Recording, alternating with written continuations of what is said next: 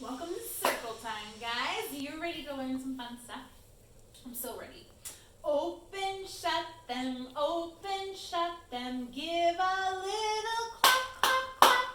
Open, shut them, fold them in your lap.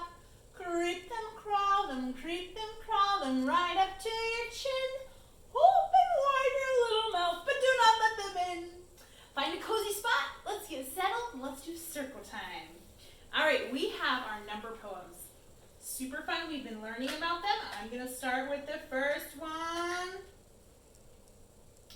Go right around, just like an O. That's how you make a zero. Let's do a big one. Go right around, just like an O. That's how you make a zero. Number one is like a stick. A straight line down that's very quick. Number one is like a stick. A straight line down that's very quick. This is last week's. Are you ready? Make a candy cane and then a shoe. That's the way to make a two. Make a candy cane and then a shoe. That's the way to make a two. So we have a brand new one this week for number 3. It goes like this. Around a tree, that's the way to make a 3. So it's like you're going around the tree, almost all the way. Around the tree, that's the way to make a 3. It's like a big one of those. Around the tree, that's the way to make a 3. So, 3. Do you see how my tongue sticks out? 3 starts with our digraph of the week, TH. When you put a T together with an H,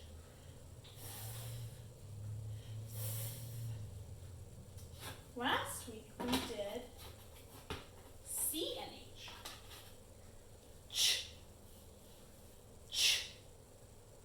The week before that we did S and H.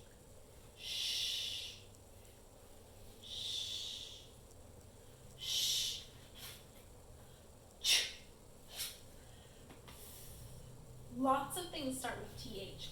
Thistle, thorn, thermos, thumb. Lots of good things start with TH. We're going to be working with that all week. So, we are also starting our oceans theme this week, which I love. And we have a new song at Music Time that we're going to do again. It goes like this. Take me out to the ocean. Take me out to the ocean, take me out to the sea, show me the foamy rolls waving there as I breathe in the fresh salty air. Let me look at the ocean, see the sea and explore, for it's fun to dive from the top to the ocean's floor. Nice work. 1, 2, 3, 4, 5. Once I caught a fish alive. 6, 7, 8, 9, 10. Then I let it go again. Why did I let it go? Because it bit my finger so. Which finger did it bite? The little finger on the right. All right, I have a new song for you. It's called Sticky Little Starfish. Sticky, sticky little star. It's going to sound kind of familiar, so get ready. We call it a piggyback song when it sounds like another song that you have, but it has different words. So it goes like this. Sticky, sticky little star, how I wonder what you are. Beneath the sea so cool and blue, with my goggles I see you. Sticky, sticky little star, how I wonder what you are. We're going to come back to our sticky, sticky little star in just a little bit. We are going to do a new magnet song. We which we did at music time. We did the 5 fishies who go out. Do you remember that one? Mama gets so sad. We're going to do it with fishes. So let's make sure Miss Emily got 5 fish. 1, 2, 3, 4, 5. Goes. Oh, I should find the word. It's new. Okay. 5 little fish swam out one day over the waves and far away. Mama fish said, blub, blub, blub, blub. But only 4 little fish swam back. 4 little fish went out one day over the waves and far away. Mama fish said, blub, blub, blub, blub. But only 3 little fish swam back. 3 little fish went out one day over the waves and far away. Mother fish said, blub, blub, blub, blub. But only 2 little fish swam back. 2 little fish swam out one day over the waves and far away. Mother fish said, blub, blub, blub, blub. But only 1 little fish swam back. 1 little fish went out one day over the waves and far away. Mother fish said, blub, blub, blub, blub. But none of the 5 little fish swam back. So sad. Mother fish went out one day over the waves and far away. Oh, it's sad. Mother fish said, blub, blub, blub. And all 5 fish came swimming back. You guys, Mama fish was so afraid that her babies had been eaten by something. There's so many things that eat fish in the ocean. That is a reality that Mama probably lives with every day. Oh my gosh, I can't find my fish. They've been eaten. All right. We are going to talk about something very cool today. And, oops, my thing's falling down behind me. I'll stick it back up. Okay, so we are going to talk about the layers of the ocean. So, we're actually going to be talking about this all month long. We're going to start talking about it today. At the bottom, there is the bottom of the ocean, this brown. It's so deep. In some places of the ocean, you can't even see the bottom. We don't know where the bottom is. It's too far down for any equipment to go. So it's a lot of mysteries down here. And there's this trench. They call this the trench. It's so deep in some places we have no idea. We don't even know the creatures that live down there. Some of them we know. We've discovered some of them. But they think there's a lot more stuff down there that we don't even know. So, very cool, very mysterious. And we're going to be talking about these layers. I'm going to start at the bottom today. So this is called the trench. It's where it's a big ditch that goes down. And then right here is called the abyss.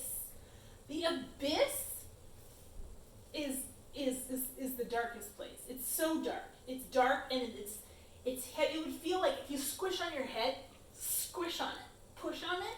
That's what it would feel like to live down there. People can't go down that far because we would just get crushed. The ocean on top of us would just be so heavy that it would crush us. So the creatures that live down here in the abyss are strange creatures. They certainly don't look like us, and they have very strange adaptations to help them live down there where it's so dark. Very cool creatures. The next one up above is called the midnight zone. You can see how it's pretty dark blue. Pretty dark.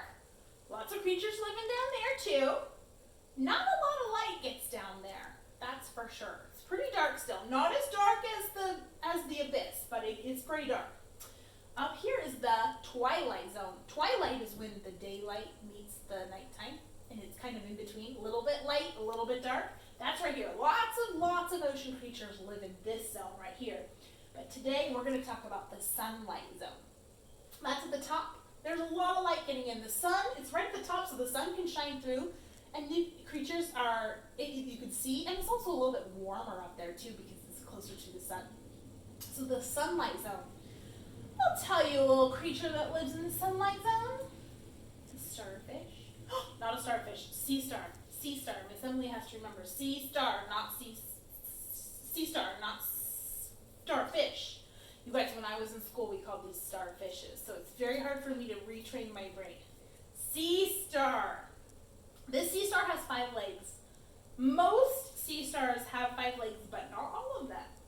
Not all of them. Some of them have 7 or 12. They can vary.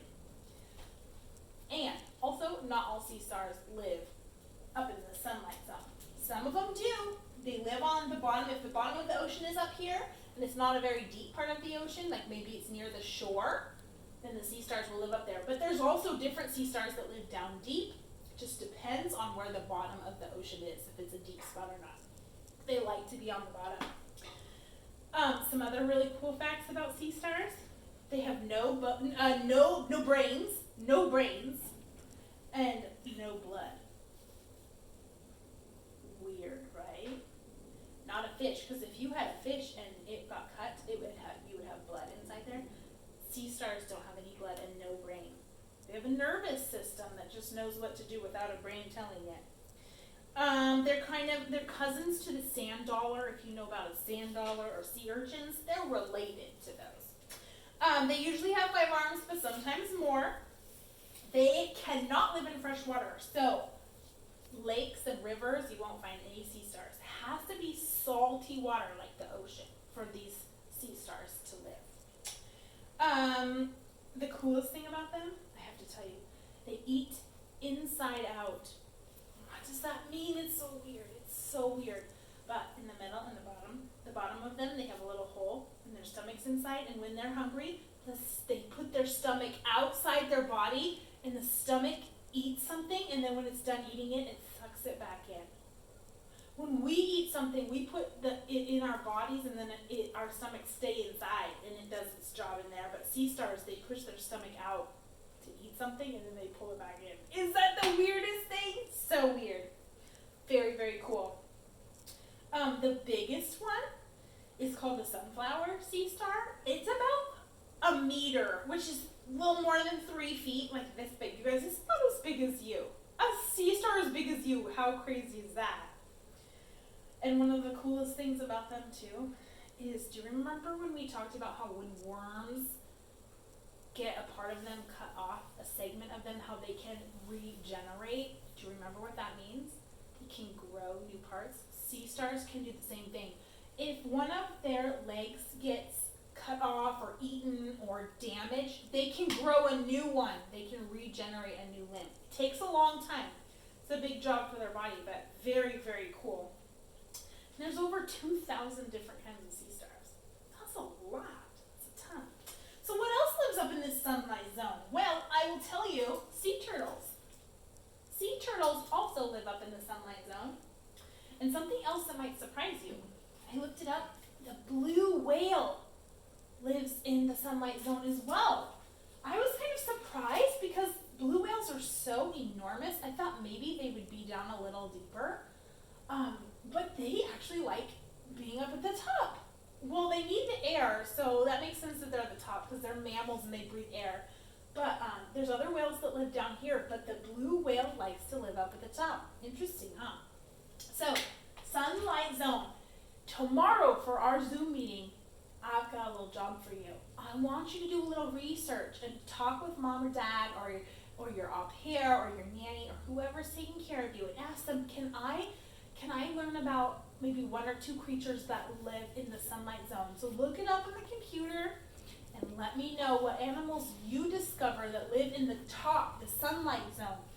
We're going to talk about the bottom layers later, but tomorrow for our Zoom meeting, tell me an animal that lives in the sunlight zone, and I'm going to write it down so that we can remember, and we're going to collect a lot of data about all the creatures that live in these different layers of the ocean. It'll be super fun. I have to remember to bring this chart home when we do our Zoom meeting.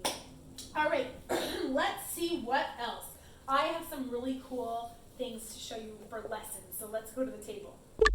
So we are going to do some shell washing.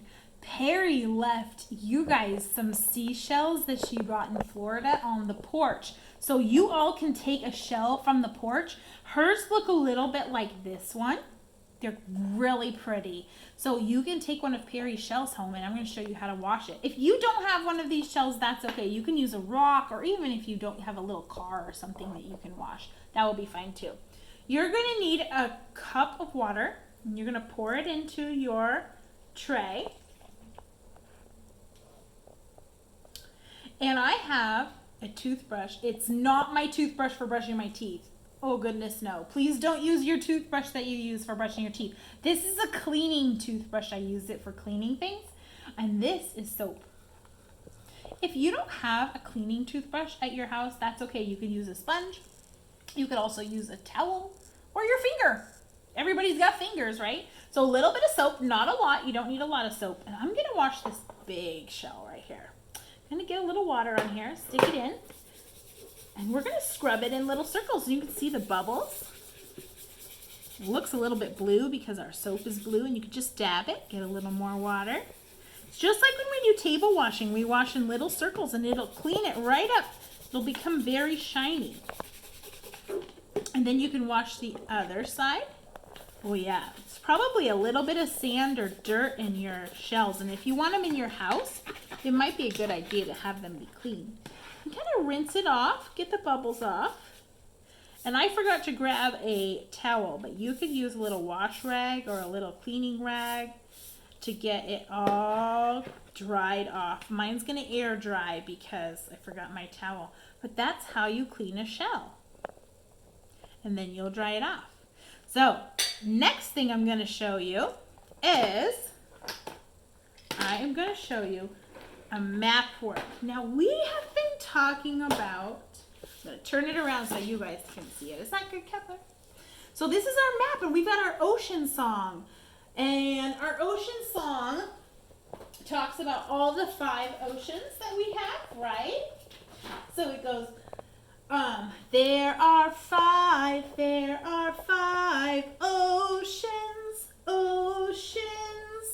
Pacific and Atlantic, Indian and Arctic. Oops, Arctic's up here. Arctic, southern two.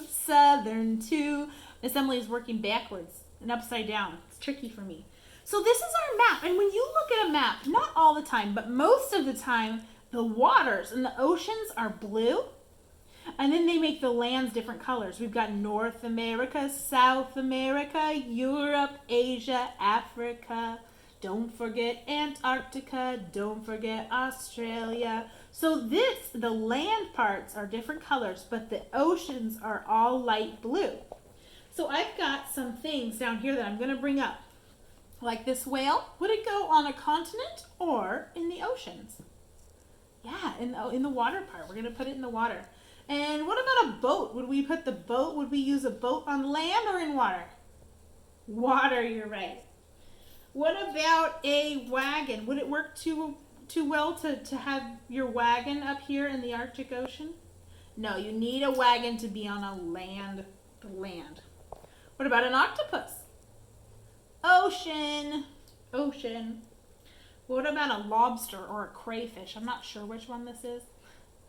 Water, yep, goes in you know what, they kind of like the water over by cooler water up here. There we go. And what about a hedgehog? Land, for sure. Probably up in Canada, too. What about a walrus? Walruses like it where it's pretty cold. We put him down here by the Arctic. They also can go in the water, too, though, right? They like to climb on the ice. And they also can go in the water. They have all this blubber to help keep them warm. All right, what about a doggy? Would you find a doggy in the ocean or on the land? Land animal for sure. Fish. Ooh, this looks like a tropical fish. It's very colorful. I'm going to put it near the equator. Nice warm water for that fish. And a sea turtle. Well, this is a regular land turtle, but it can go in the water too. We'll put him halfway in the land and the water. So if you have a little map at your house, you could find little creatures and things, and you could see where they go. Do they go on the land or do they go in the water? All right, we are going to read a story before we go. So come on over for a story. All right, our story is There's No Such Thing as Monsters. There's a TH in there. There's no such thing as monsters. I've got my own bedroom. I'm so big now, sang Little Bear excitedly. Big Bear was excited too. He had his bedroom all to himself at last. Off to bed, dozy head, chuckled Big Bear. Little Bear snuggled down and tried to go to sleep, but he couldn't. Everything felt different. The dark seemed so much darker without Big Bear there, and then as Little Bear peered into the shadows, he saw a monster!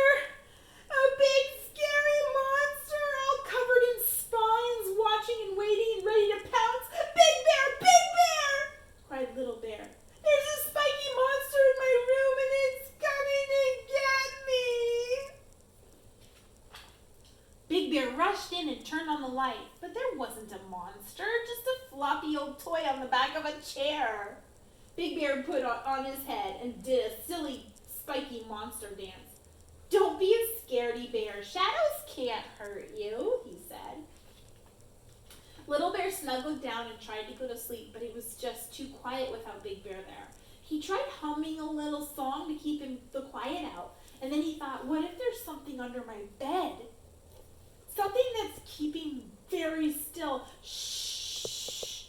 He wriggled nervously over to the edge and then he peeked underneath and saw a monster's tail. Big Bear, squealed Little Bear. There's a slimy monster under my bed and it's going to eat me. Big Bear rushed in, dived under the bed, but there wasn't a monster. It was just a stinky old sock. Big Bear put his hand in the sock and made a stinky sock monster noise. Then he bundled Little Bear back into bed. Night, night. Don't let the bed socks bite, he said. Little Bear snuggled down and tried to go to sleep, but he felt lost in the middle of his new big bed. It was just too lonely without Big Bear there, and Little Bear's lips started to wobble, and he was just about to cry when he heard footsteps coming closer. Tip-tap. Tip-tap. The door slowly opened. It was Big Bear. There's no need to be frightened, Little Bear, he said. But I don't like being all on my own, snuffled Little Bear. Don't worry, said Big Bear. I've brought old Hoppity to keep you company. He tucked his favorite tattered toy into bed with Little Bear. Now you won't feel so scared, he said. You guys, Big Bear is so sweet. Silly Little Bear, chuckled Big Bear as he went back to bed. Frightened of monsters. Big Bear snuggled down on his bed and tried to go to sleep, but he couldn't. His bedroom seemed so empty without Little Bear there. Big Bear lay in the dark, humming a little song to keep the quiet out. And just then he heard a noise, a growly, snuffling noise. And it was coming from Little Bear's bedroom. Snurfle, snort. Oh no, thought Big Bear. Maybe there really is a stinky sock monster under the bed and it wants Little Bear for its supper. Big Bear raced down the hallway as the noises got louder and louder. Snarfle, snarfle, snort, snort. I'll save you, Little Bear, he cried, pushing open the door. But there wasn't a stinky sock monster, just a small bear, fast asleep and snoring loudly in a growly, snuffly way that little bears do. He was asleep first. Guys, he made it through. You know, sometimes it is a little bit scary in your room, and it is nice if you have a brother or sister with you. But if you don't, you can use a stuffy. Stuffies are really good at keeping you company too. Guys, I'm Miss